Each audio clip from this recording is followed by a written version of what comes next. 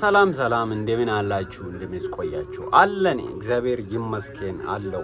አንድ ነገር ላስታውሳችሁ ነውና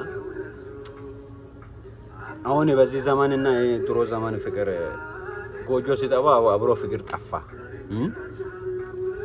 ድሮ ጎጆ ውስጥ እኔ ያደኩት ጎጆ ላይ ነውና ቤተሰቤ ቢያንስ 7-8 ነውና እንዳለ ምሽት ሲሆን በቃ እንዳለ ዙሪያውን ከበን እንይዛለን። በቃ ቤት ያለው ፍቅር በቃ በጣም ደስ ይላል። አሁን ይሄ ያው ስንቀላላት የተፈናከትኩት ነው አስበዋል።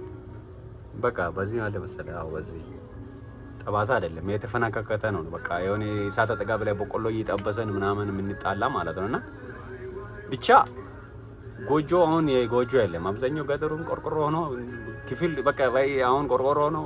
አሁን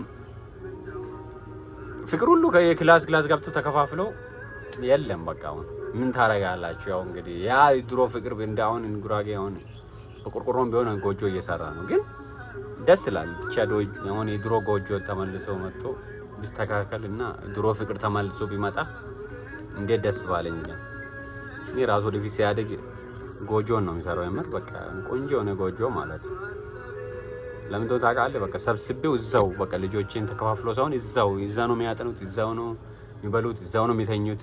በቃ ደስ ይላል። በቃ የሆነ ፍቅር አለው ብቻ ያ ፍቅር ተመልሶ በቃ ደስ ይለኝ ነበር። ይመለሳል ብዬ ተስፋ አደርጋለሁ። ግን ለማንኛውም ግን አላችሁ ግን